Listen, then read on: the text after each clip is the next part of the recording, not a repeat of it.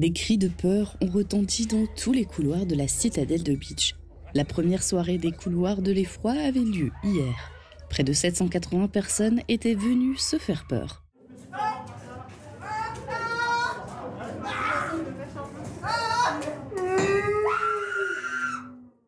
Des figurants allemands et français étaient nombreux et chacun avait sa technique pour effrayer un maximum les visiteurs. Alors moi, ma technique, c'est vraiment de rester très discret. Des fois, je me faufile derrière les gens et puis après, je les caresse comme ça. Je rapproche aussi mon petit cerveau. Donc du coup, c'est vrai que l'effet de surprise est garanti. Sinon, des fois, je me cache dans quelques recoins et puis j'apparais comme ça par surprise. Il faut bien rester dans son rôle parce que c'est compliqué. Des fois, on a des personnes qu'on connaît.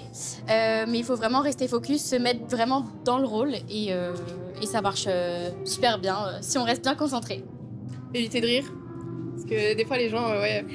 Pour eux, terrifier les gens procure un grand plaisir. Je pense qu'on a tout autant, nous, que les visiteurs, on a tout autant d'adrénaline qu'eux pour réussir à bien leur faire peur, à ce qu'ils aient un bon souvenir du passage dans les souterrains, quoi. Alors moi j'organise la nuit des sorcières sur Ambar et je voulais un peu découvrir ici, ça fait longtemps que je viens en tant que visiteur ici, donc je voulais découvrir maintenant en tant que bénévole. Ah, moi, ce qui me plaît le plus, clairement, c'est de faire peur aux gens. En plus, vous me voyez, je suis un clown. Il y a tout le monde qui a peur des clowns. Enfin, tout le monde, j'abuse peut-être un peu. Mais on peut faire pas mal de choses. Il y a aussi pas mal d'endroits où se cacher. Donc, on peut vraiment s'éclater à mort et puis faire peur à plein de gens. Ça, c'est vraiment le kiff total, quoi. Alors, déjà, on venait en tant que participant. Et en fait, c'est vraiment quelque chose que j'aimais bien. Mais sauf que j'avais très, très peur. Et je me suis dit, pourquoi pas être vraiment de l'autre côté pour une fois. Et en fait, ça fait maintenant 3 ans que je fais figurante. Et au fur et à mesure des années, on se prend au jeu et franchement, le rôle d'acteur me plaît beaucoup. Différents décors attendaient les visiteurs, de l'asile en passant par une chambre d'enfant avec un peu trop de poupées à une forêt pleine de loups-garous.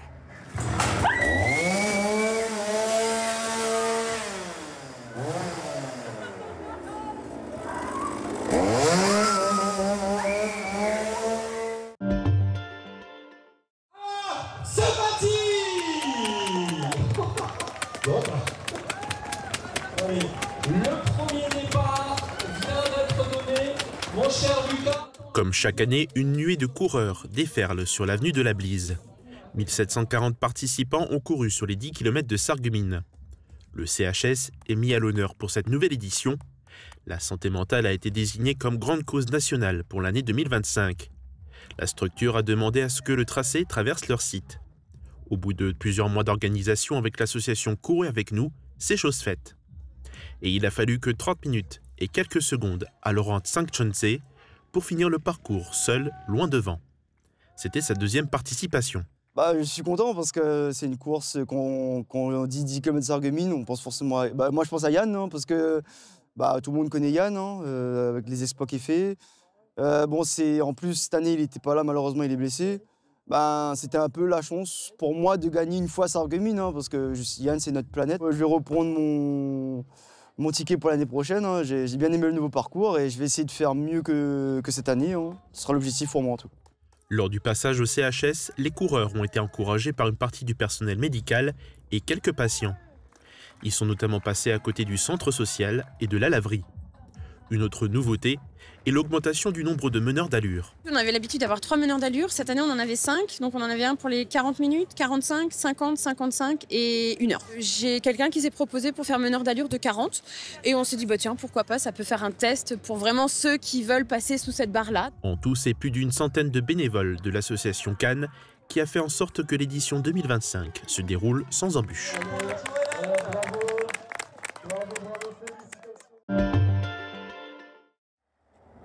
Des Américains sont venus du Wisconsin pour suivre les traces de leurs ancêtres au pays de Beach. Travis Oban est allé à Calhausen avec sa femme Vicky, ses parents, son oncle et sa tante. Dans la liste des choses à faire dans sa vie, la mère de Travis souhaitait visiter les lieux en Europe où sa famille a vécu. Travis est l'arrière-arrière-arrière-petit-fils de Nicolas Muller, né le 29 juin 1859 à Calhausen. Il est parti en 1880 avec sa femme aux États-Unis où il a ouvert une boucherie. Pour réaliser le souhait de sa mère, Travis a fait des recherches et a contacté Jean Meyer, le président de l'association historique du village. Après un long voyage, ils sont enfin sur place. Cela signifie beaucoup pour notre famille. C'est une manière pour nous de nous reconnecter avec nos ancêtres. On a appris beaucoup de choses sur eux à travers notre histoire familiale et notre généalogie. Aujourd'hui, cela nous permet de nous plonger dans leur vie, de voir où ils ont vécu, l'église où ils se sont fait baptiser, l'école où ils ont été scolarisés. Dans mon cœur, je ressens beaucoup d'amour pour ce village que je n'ai visité qu'une fois. C'est vraiment un moment spécial pour nous. La commune leur a donné l'acte de naissance de Nicolas Muller et en échange, les Américains ont offert un t-shirt avec le logo de la boucherie fondée par leurs ancêtres. Ils ont pu découvrir l'église, le cimetière, l'école et l'ancienne maison familiale. Ce voyage d'une semaine leur a permis aussi de visiter Weisweil, dans le Bade-Wurtemberg, où est originaire la femme de Nicolas Muller.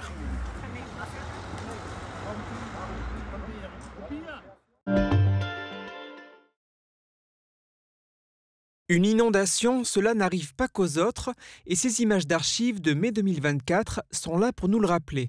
Lors de ce week-end de la Pentecôte, plusieurs habitations du territoire de la Casque, situées près des cours d'eau, étaient inondées. Malheureusement, ce phénomène naturel peut être amené à se reproduire et pour mieux protéger les bâtiments, plusieurs solutions ont été présentées ce week-end à Woeswiller à l'occasion du 4e salon de l'inondation proposé par le SDEA et ses partenaires. Différents moyens individuels de lutte existent. Type bâtard d'eau, donc c'est comme un peu des barrières étanches qu'on peut mettre devant les ouvertures du bâtiment, devant des baies vitrées. Il va y avoir tout ce qui est système de pompage aussi. Quand vous avez de l'eau qui rentre dans la cave, de pouvoir effectivement faire ressortir cette eau le plus vite. Il va y avoir aussi tout ce qui est système de clapet ou d'obturateur, parce que souvent, on croit que l'eau elle va rentrer par la porte ou par les fenêtres, mais non, pas forcément en fait par les canalisations. On va avoir des remontées et donc il y a des systèmes qu'on peut mettre pour obturer aussi toutes ces entrées.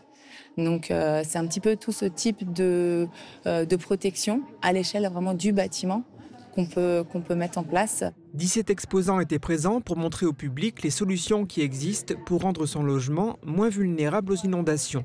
Il y avait aussi des conférences et différentes animations pour petits et grands.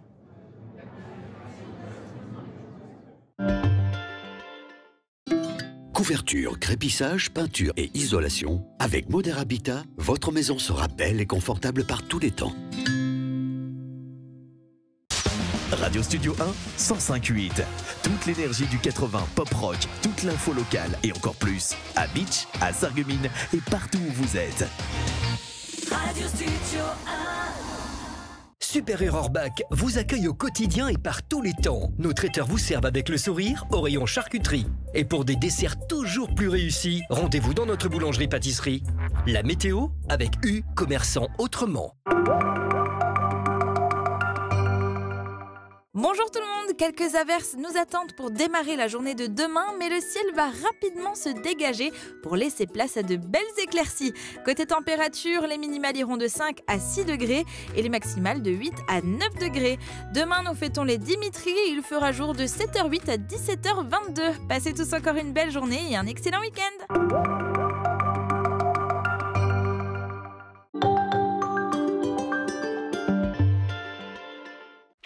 Quand j'écoute de la musique, mes écouteurs ne tiennent pas bien. Qu'est-ce que je peux faire ? La passion de l'audition a une solution pour vous. Des embouts fabriqués sur mesure grâce à un scan 3D de votre oreille. Et en plus, ils sont adaptés à toute marque d'écouteurs.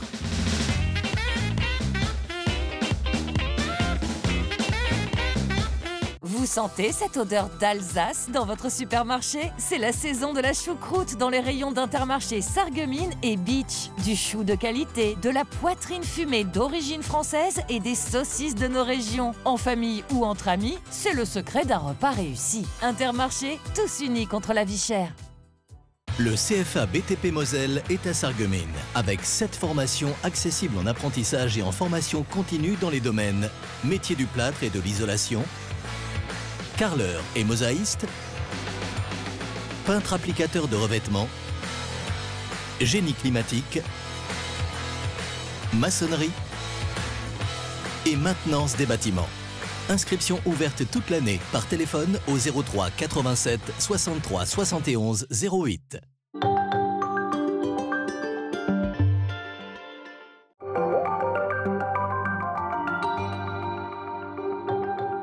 Ce mois-ci, Mosaïque fête ses 20 ans, 2005-2025, 20 ans de télévision locale sur le secteur de Sarreguemines. On en parle dans Polygone avec Roland Roth, le président de la communauté d'agglomération Sarreguemines Confluence, Jean Carman, président d'honneur de l'association Mosaïque Cristal Télévision, Pierre Alt, président de l'association Mosaïque Cristal Télévision et Francis Hoffman, ancien directeur de Mosaïque Cristal. Rendez-vous dimanche à partir de midi sur Mosaïque Cristal.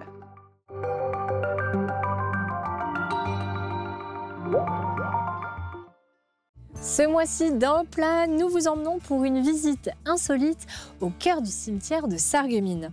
Aux côtés de notre guide Arlette Kremer, nous découvrirons un lieu chargé d'histoire où chaque tombe raconte un morceau du passé. Des monuments majestueux, des familles de notables, des capitaines d'industrie, autant de noms qui ont marqué la ville de la faïencerie. Rendez-vous ce jeudi sur Mosaïque Cristal.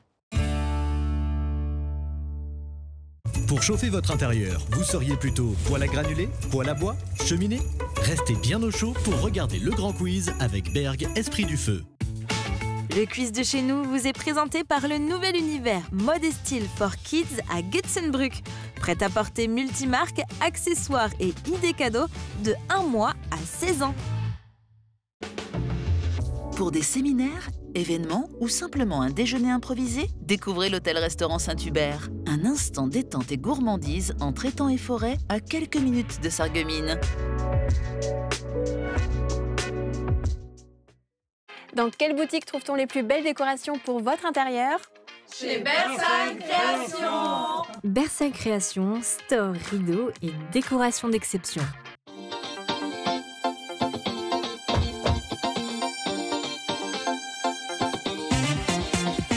À vos casques, prêts, partez! WETP, partenaire des collectivités et de notre grand quiz anniversaire. Pour fêter les 20 ans de Mosaïque, des personnalités locales et des anciens membres de la chaîne vont s'affronter aux côtés de courageux candidats dans cette édition spéciale du quiz de chez nous. Rihanna Cadbury, Maria Carré. Il m'en faut une. Attention, on continue toujours, je ne touche pas le papier. Est-ce que vous auriez une réponse à donner? Maria Carré.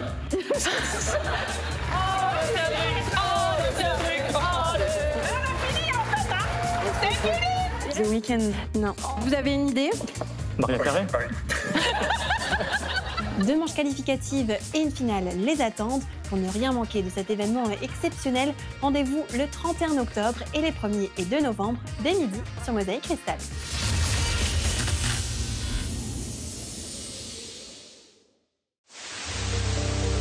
C'est une affaire française, une affaire européenne. Le plaisir qu'on a de vivre dans une démocratie. L'important, c'est d'avoir vécu un moment ensemble.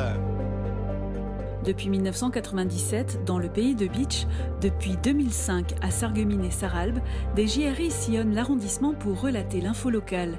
Des heures d'archives ont ainsi été enregistrées sur des cassettes, des DVD, des disques durs et des serveurs. La mémoire audiovisuelle du territoire.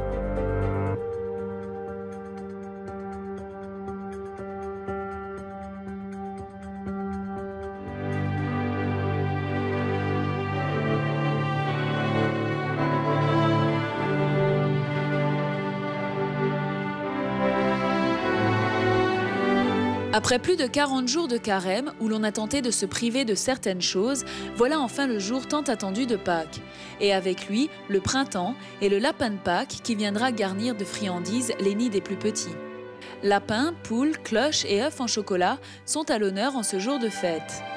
Au pays de Bitche, on peut se le dire, les lapins de Pâques naissent à Sourtes, au sommet d'une colline où Gérard Bastian, artisan chocolatier, a installé son atelier. Au travail depuis 5h30 du matin, il n'a pas de répit en cette période de l'année. Il dispose d'environ 250 moules différents pour offrir un maximum de choix à ses gourmands clients. Le leader de ses créations reste essentiellement le traditionnel lapin, quelle que soit sa taille, mais de préférence au chocolat au lait.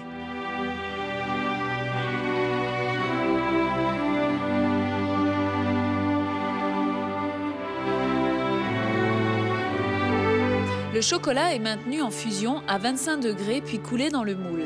Il suffit alors de patienter de 30 minutes à 2 heures en fonction de la température ambiante pour que le chocolat durcisse et puisse être démoulé, avec précaution tout de même.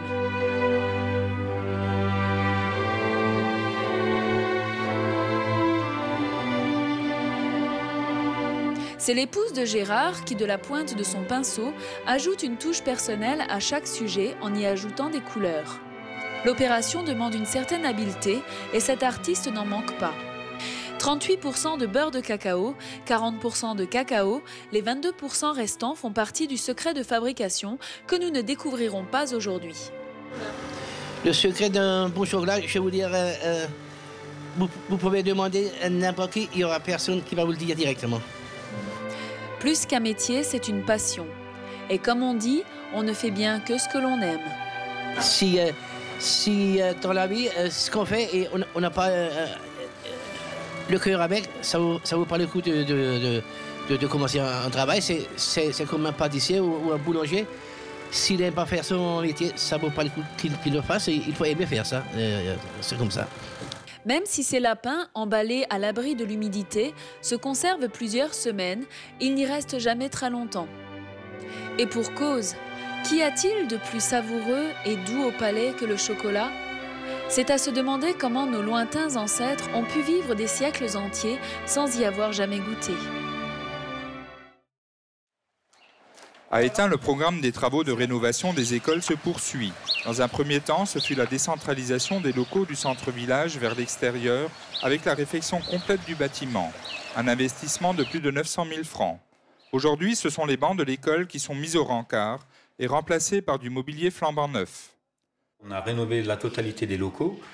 Et après cette première rénovation, il est tout à fait évident que nous prenions du mobilier neuf, ça va de soi. Parce qu'il faut que nos enfants, jouissent d'un confort pour pouvoir travailler sérieusement, d'une part, et puis d'autre part, il y a le problème du personnel. Il faut que le personnel enseignant ait, ma foi, des conditions de travail optimales pour pouvoir pratiquer une pédagogie moderne et, dans des locaux confortables. Le nouveau mobilier, composé non seulement de tables et de chaises, mais aussi de tableaux, de bureaux, d'armoires, intègre les règles fondamentales de l'ergonomie.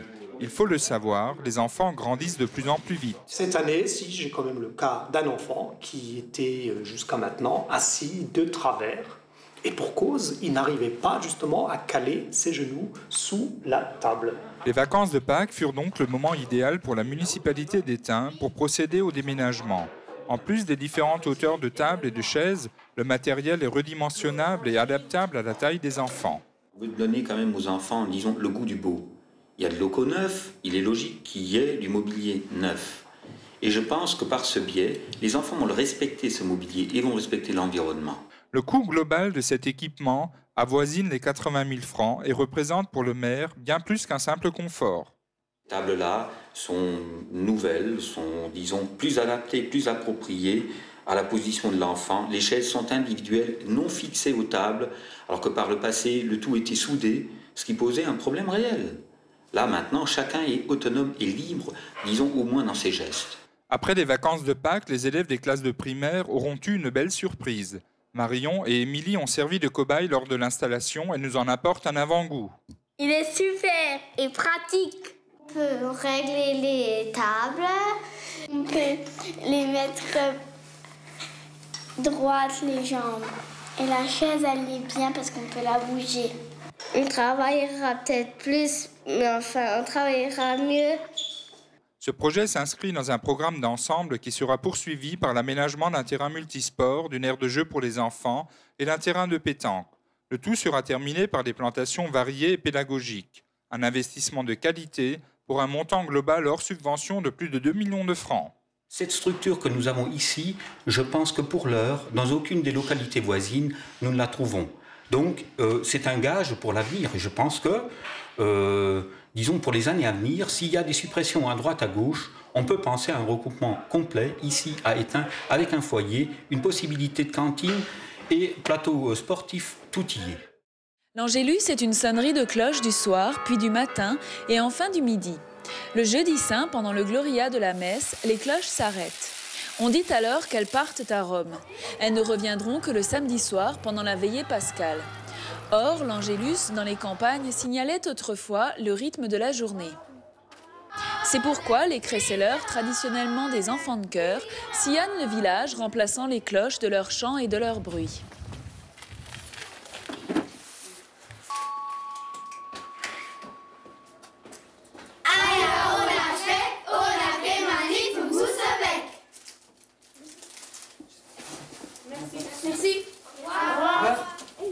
Le samedi, après 8 passages, il récolte les fruits d'un bon travail.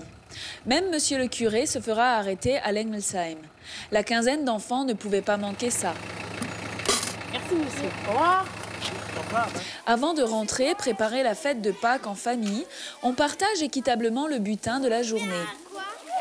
Allez, salut! À la prochaine! À Meisenthal, c'est le dimanche de Pâques que la saison touristique a démarré. D'un côté, nous trouvons la Maison du Verre et du Cristal, gérée par une association. De l'autre, le CIAV, ou Centre international d'art verrier, géré par le syndicat des communes du Verre et du Cristal. Au CIAV, le visiteur découvre une exposition d'art verrier contemporain. Des pièces réalisées lors des séminaires et des stages réalisés par des écoles d'art sous la direction de grands designers.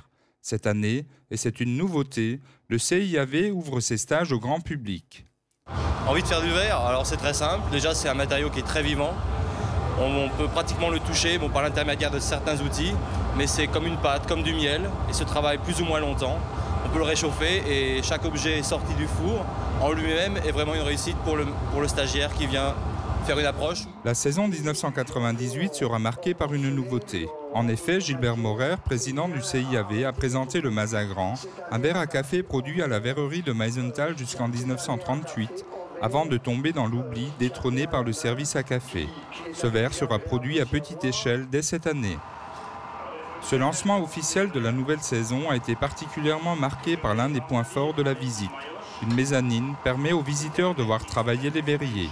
Micro-casques sur la tête, ceux-ci peuvent commenter et décrire directement le déroulement des opérations à travers un réseau de haut-parleurs. Et pour que la communication soit établie dans les deux sens, les visiteurs peuvent à tout moment poser leurs questions à travers un micro à leur portée. Dominique et Jean-Maurice sont ici en train de réaliser un mazagran, une démonstration alliant savoir-faire et précision du geste. La production de ce verre à café restera néanmoins limitée. Ce n'est pas dans un but de rentabilité en premier lieu. C'est surtout un but historique, c'est-à-dire de retrouver ce qui était fabriqué auparavant à Meisenthal, le savoir-faire des anciens verriers qui malheureusement actuellement est un petit peu en train de se perdre. Ces pièces donc font l'objet de recherches. Ce sont principalement des pièces historiques qui sont retravaillées et reproposées à la vente et aux visiteurs qui vont venir nous voir cette année ou les autres années à venir. Dans le bâtiment qui se juxtapose au CIAV, le musée du verre et du cristal est prêt à accueillir ses premiers visiteurs.